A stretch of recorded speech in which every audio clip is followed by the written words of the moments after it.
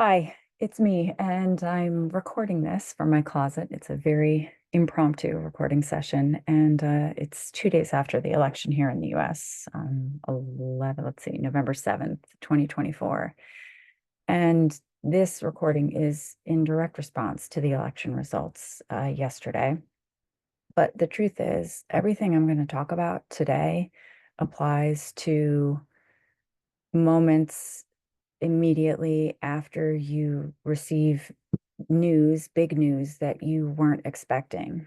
And the reason why I'm recording this is because I see a need. There are half this country is not happy with information, with the results from the election, and half this country is. And that's a pretty um, challenging place to be when probably for lots of us, friends and family are happy, and lots of us have friends and family and people in our sphere, our orbs, who are not. And so wherever you fall on that, I just wanted to talk through a few things today in the hopes that it's helpful.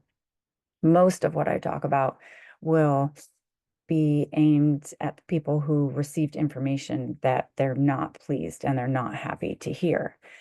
And the reason why I feel like this needs to be talked about is because there are numerous moments in life where we're sailing along and something happens and we get news that just brings us to our knees or stops everything in our tracks. A lot of times people will say, yes, this was a defining moment.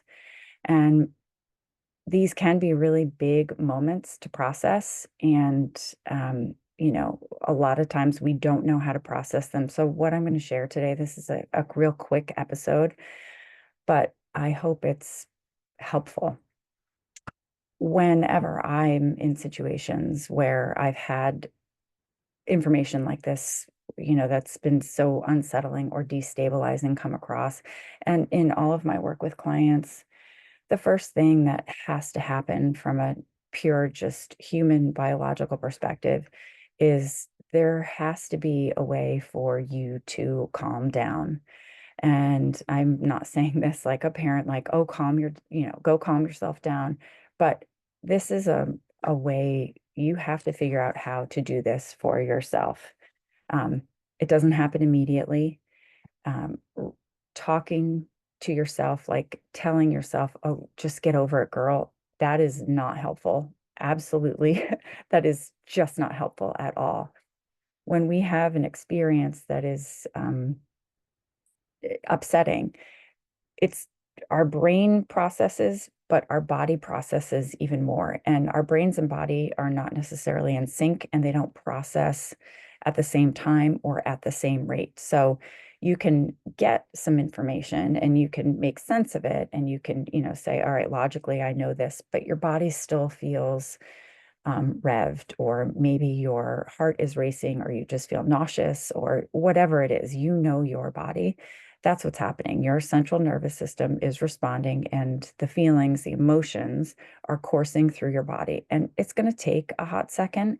And for everyone's unique, what your hot second looks like is different from somebody else's hot second. And that is totally okay. Now, what I want you to understand when you're getting calm is how you get calm is unique to you. I'm a firm believer in sometimes I don't want to talk about the situation at that moment. I definitely don't want to be on my phone. I find being on my phone is more anxiety producing.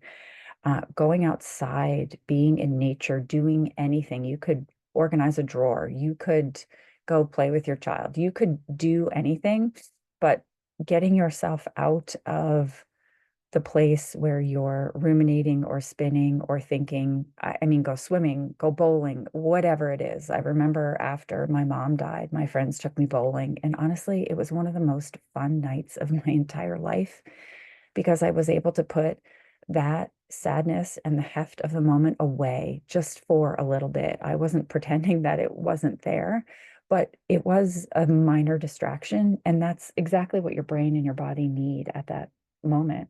Maybe you need hugs. Maybe you need to go to church. Maybe you need to pray. Maybe you need to go and be with a friend who feels like sunshine. Maybe you want to talk it out.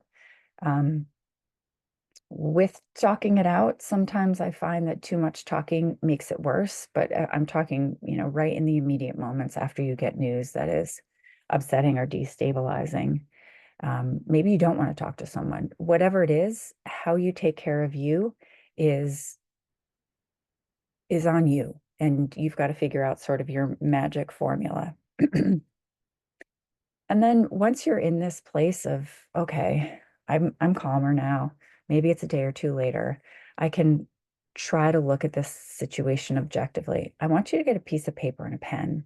And yes, I really want you to get a piece of paper and a pen or whatever you write with, because there's something that happens in our bodies when we physically write something out. And it is way more powerful than typing on your computer, and way more effective than just being in your head. And I want you to, at the top of this piece of paper, I want you to write down all of the things that are going through your head. What are you afraid of? What are you thinking about? What are you concerned about? What do you think is going to change? I want you to write it all down. And the reason why this is so important is because when we're in our heads and we're just thinking all of these thoughts swirl around. It's like a tornado, it's like a storm, and we can't really make sense of them.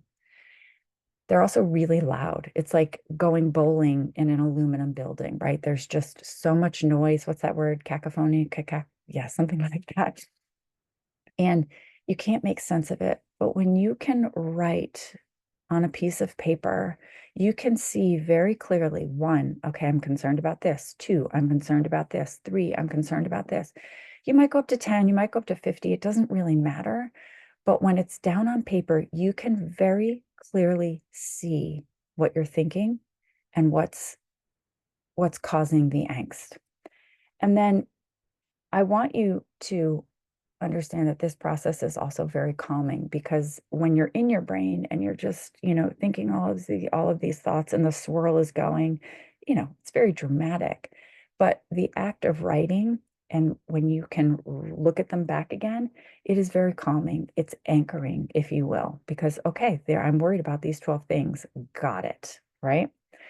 The other thing that happens when you start to write these things down is you'll see patterns and you'll see overlap. And, when you go through your list again, you might only have a few things that you're really concerned about. And your brain will say, oh no, it's a whole bunch. No, it's really not. It's just these three things. So the act of writing um, helps you kind of hone in on the specificity of it. And then what I want you to do when you sort of are done pouring out, and this can take a little while, is I want you to identify what are you what are you really afraid of? What is your worst case scenario? For so many of us in big situations or even seemingly little situations, we have a worst case scenario, and our brain goes to that worst case scenario. And that is what your brain is designed to do. I talk about this a lot, but your brain, just pause for a second on the how-tos. Your brain operates according to a motivational triad. And what that means is your brain is designed to keep you safe at all costs. It wants you to seek pleasure, avoid pain or discomfort, and do it in the most efficient way possible. So by catastrophizing and going to the worst case scenario, it gives your brain something to solve for. So when you actually go through the steps of that, when you say, okay, this is my list, and what is the worst case scenario on here? You can take a look at that and you can follow the steps. You can follow that through. Okay, this is the worst case scenario. What would I do in this particular situation? And just entertaining that, going through that process gives your brain something to latch onto, and it allows your brain to solve for what you believe is the worst case scenario. Okay. So then when that thought pops up again, or when you find yourself ruminating about that again, you can say, oh, wait, yeah, I know what I would do. And it might not be something that you really want to do. It might not even be a preferred path, but at least you know there's a solution, because there's a solution for everything. Again, you might not like it, but there is a solution for absolutely everything. And you can reference this list. You can keep doing this time and time again. Just the act of solving for the worst case scenario is calming in and of itself, because then you know what needs to be done. You know the resources that you need, the people you need to call, whatever it is. So that act alone can be super, super, super helpful. There may be a mourning period, and that's okay. That kind of goes back to, what do you really need? And if there's a mourning period, or you just want to shut down, or recant or retreat or whatever it is, that is okay too. If you need to put boundaries up, if you need to disconnect from having conversations with people, that is totally fine. You're allowed to take care of yourself. You're allowed to do what you need to do for yourself. There's nothing wrong here. Um, yeah, there's no wrong way to approach this. It's you listening to you. It's you having an internal dialogue with yourself. It's you taking care of yourself. And then the last thing I want to leave you with is, there's this quote. It talks about, the greatest impact you have is between a stimulus and a response. So when something happens, how you respond, that is everything. And at this particular moment, the only thing we know is an election result. And your brain is going to make it mean a whole bunch of things. Your brain is going to spin a story. And a lot of that is based on, obviously, your personal beliefs. And some of it is even based on what has happened in the past. And I just want to offer this to you. The past is the past. And we don't know what's going to happen. There's no way we can predict. And our brain wants to make the present and the future, wants to make, how do I say this? Our brain looks to the past, right? Because remember, your brain is searching for certainty. Oh, right, we've been here before, right? And I'm going to look to what happened in the past, and I'm just going to take that sort of blueprint, and I'm going to pretend that I'm going to say, I'm going to operate, I'm going to assume that this is what's going to happen in the future. But excuse me, the truth is we just don't know. So I say that with all of the peace and love in the world. And when people talk about sabotaging, that's a lot of what that is we look to the past for answers about the future, but we don't know. It's a blank slate. So I say that there. Back to the stimulus and the response part. Because we don't know, and the truth is we never know, all of your agency lies in how you show up.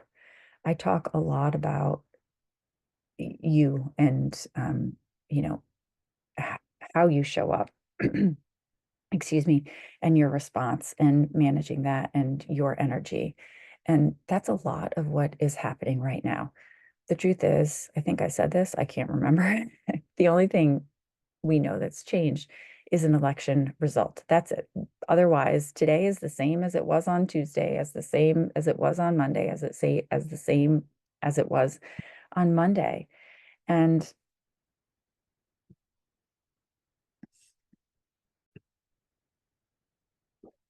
back to the response thing, how you manage yourself, how you manage your mind, how you manage showing up makes all of the difference in the world here.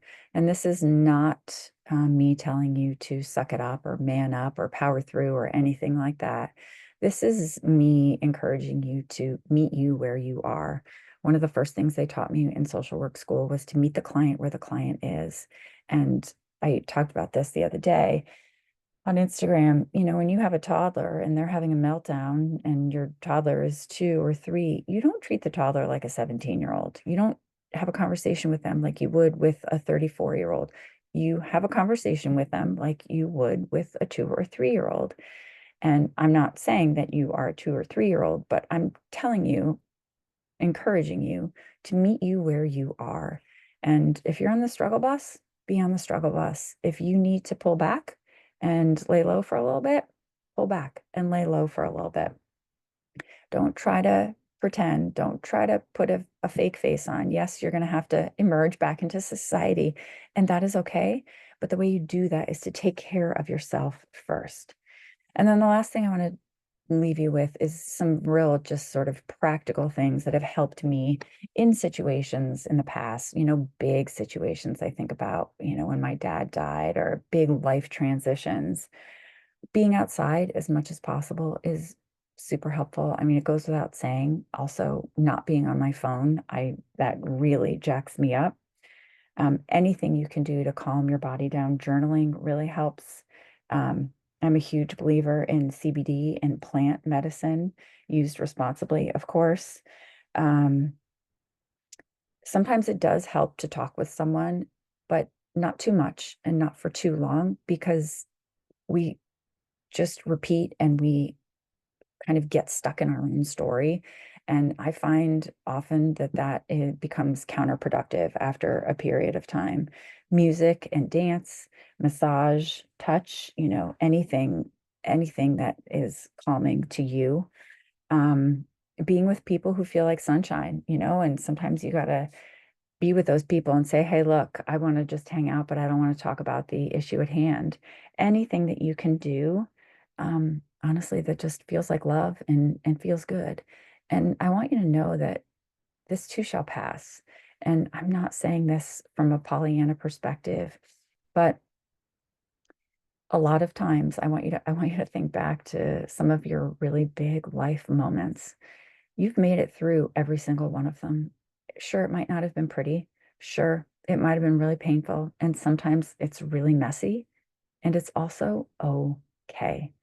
And I'm not trying to diminish the significance or how you're feeling, but I want to remind you that you're going to be okay. It might not feel like it right now. It might feel like the world is spinning and it's on top of its head, and that's okay. But I want you to know this. And I know you know this deep down inside too. And a big part of this is you having a conversation, is you being with you, is you guiding you in a way maybe that you haven't done before. Yeah, we're going to be okay here. We're going to be fine. We're going to take care of ourselves. And so I leave you with this today. I hope it's helpful. If you get one nugget from this, that's that's a lot. All right. Take care of you.